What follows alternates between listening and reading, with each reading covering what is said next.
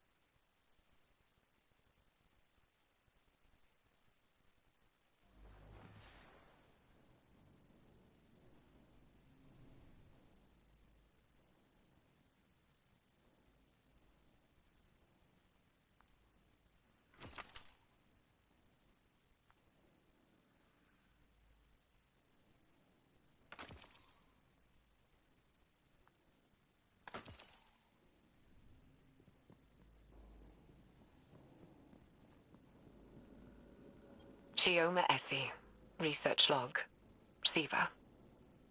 SIVA is a nanotech fabrication system, intended to be used by Exodus ships to rapidly build necessary resources from base matter. Maya calls it Willa Bray's obsession, without a hint of self-awareness. But we both see the potential it poses for the future. Each nanomachine in SIVA's design is an independent, thinking machine, utilizing a distributed quantum network to coordinate movement. Like a mechanical version of Radiolaria. Probably where the design was inspired from, if I'm being honest. But the design can be pushed. We're looking at ways of incorporating components from disabled Vex and erased exomines. If we can insulate the nanomachines from the radiation that killed the Exos, maybe their deaths won't be for nothing. Wait. Does this really mean I'm part Vex? Well, it's too early to jump to these conclusions, Nimbus.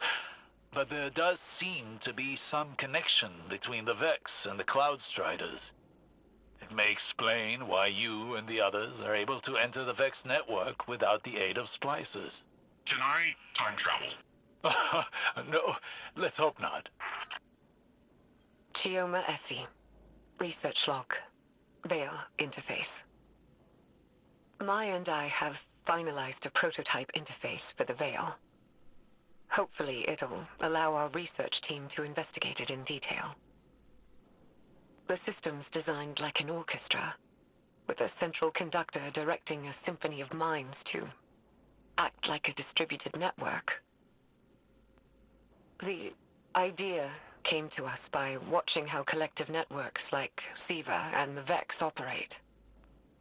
The hope is we can aggregate and pass the vast amounts of psychic data emitting from the Veil, turn it into something intelligible. If we're successful, the interface will provide us with a starting point for any future technological research tied to the Veil. The risks of such integration are high. The estimated mortality rates are... But I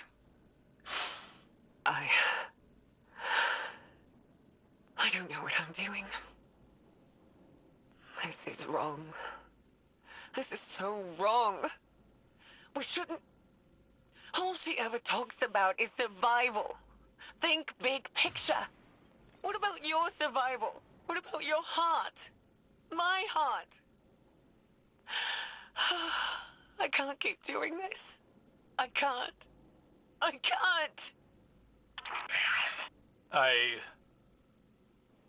Again, I see a shadow of myself in Maya Sanderish. The man I could have become had I let obsession continue to rule me.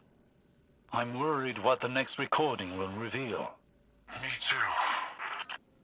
Chioma Essie, research log, Veil interface, supplemental. They're all dead. Chorus, conductor, everyone. It was too much. Swept their minds away like grains of sand on a beach. They're all dead. Maya called it valuable data points. Wellsprings and rivers are something. What have I done? Dead. This killed their entire research team, but it sounds like... It's like... Like their lives held no value to Dr. Sanderish. There's a troubling symmetry with data we've recovered from Titan. Data on the origin of the Witness. It, too, was once multiple people that became conjoined by the way of some sort of ritual with the Veil. Perhaps a conductor and a chorus. It is troubling that Dr. Sanderish seemed to be moving down that same path. I don't like this, Osiris. I don't like this at all. Chioma Essie, research log, Lakshmi 2. What? Maya's I don't even know what to say. I'd recused myself from further experiments, told her to take some time off. She refused. And the minute I wasn't there, she started hauling the brain-dead exos out of cold storage, hooking them up to the Veil interface. She burned through dozens of them, reversed the entire machine's design. Used a chorus of brain-dead exos to funnel data down to the conductor seat, projecting a mental imprint. Hers. I didn't know Lakshmi too, but Maya did. And now she's made this thing. It speaks with her voice, has some of her memories. The way it looks at me. It's like it knows something I don't. Osiris, do you recognize that name? Lakshmi? Yes. And no. Lakshmi, too, was an exo and once leader of a faction on Earth known as the Future War Cult. She died over a year ago. But she never once made mention of any of this. Of Neomuna, of Maya. Did she know? Did she remember? This is all as much a revelation to me as it is to you. It throws everything she did while in the last city into question. I mean, if she was a copy of Dr. Sundaresh, then is she really dead? I don't know. For now, I must deliver a rather uncomfortable report to Ikora. Chioma Essie. Research log. The Veil. She did it. Maya connected people to the Veil. Our own scientists. And they survived. I should be happy, but... happy that all this horror wasn't for nothing? But I'm not. I'm disgusted. In myself, in Maya, in all of us. This thing, the Veil, it's some kind of web of consciousness. Just like the Vex network, but organic instead of artificial. It makes sense why the Vex want it. Paracausal simulations. There'd be no stopping them. I should be happy to be a part of history, to solve a cosmic riddle. Happy for Maya, happy for all of us. But I'm not. I don't feel anything. Maya is gone. The woman I knew may as well have died when we landed on Neptune. But her ghost still haunts me. This place. I don't know what to do. There's a generation of children born here now. This is their home. I don't know what to do. Damn. Osiris, I don't know if I want to listen to this anymore. Obsession is a beast with long, sharp talons. A beast that does not so easily release its prey. Maya Sundaresh is but one victim. That sounds like you're talking from experience. Painfully so. But unlike Dr. Sundaresh, I found a way out of the beast's grasp before it was too late. How? By losing. Chioma Essie. Personal log. Incidental. Maya's dead. I found her in the conductor's chair. Alone. Nobody knows what she was doing. Her copy, that thing, Lakshmi, is still developmentally incomplete. It doesn't understand what happened to Maya. I had it quarantined until we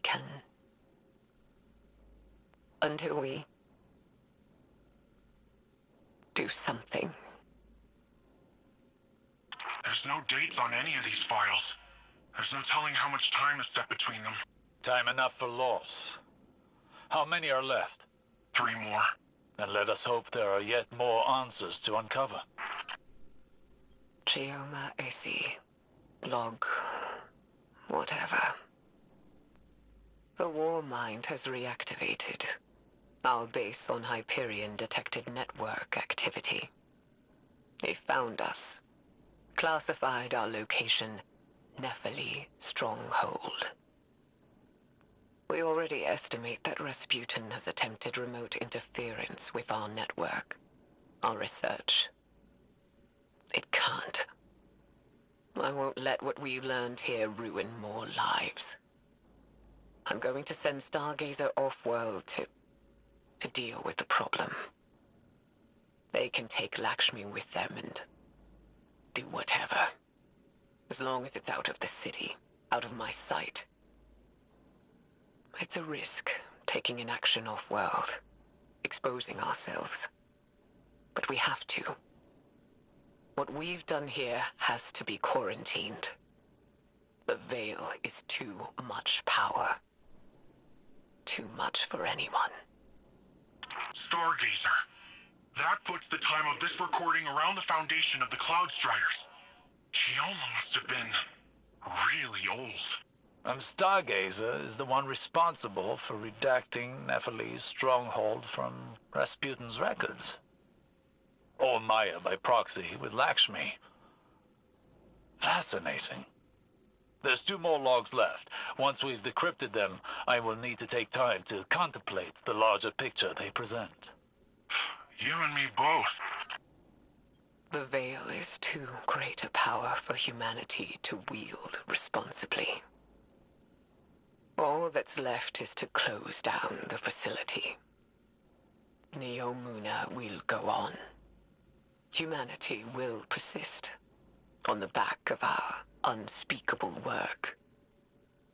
But I won't pass that guilt on to humanity's future. My hands can be bloodied. Let the children have innocence. And in my dissolution, I will find peace. I don't know if I agree with Chioma's choice to hide the sins of the past. But I also do not know what I would do in her place. Quinn says there's a data signature on this file, like something else was crawling the network. Vex signature. What's MSUND 12? There's 1 log left to decrypt. Perhaps we'll find out. Years ago, back on Venus, the Vex simulated copies of us, Maya and I, trapped in a virtual hell. After so long, even hell can look like heaven, can't it? I'm tired. I'm done. Maya has to be out there. The Maya I remember. And all I want is 1 more moment with her. To hold her in my arms. Tell her that I love her. So she can tell me to hush 1 more time. If we learned anything from the Veil, it's that eventually we all have to learn to let go. So, I made contact with the Vex. I'm ready. And it's time to say goodbye. In the end, Maya Sandaresh was consumed by her desire to understand and her inability to let go. She and Chioma lost everything in pursuit of knowledge. Chioma abandoned it all, sought to wipe the slate clean for future generations. What did we learn from all of this? That the Veil is darkness, the power of consciousness made manifest, as much as the Traveler is the light, the power of the physical world. The implications are great. But so too are the risks. As a younger man, I may have fallen into the same trap Maya did. But now I know better. We must proceed with caution, lest the river sweeps us away.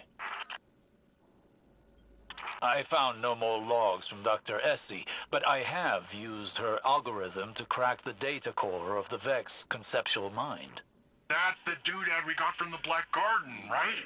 Indeed. The data within contained the Vex's blueprints for their artificial veil, the Black Heart. It all but proved Dr. Essie's theory. Dr. Essie theorized that the paracausal energy of the Traveler operated on a quantum wavelength parallel to electrons. Magnets? In simpler terms, the Traveler's power runs parallel to the forces of nature. Gravity, magnetism, sound, light. The Veil does this too. It is synchronized with the Traveler.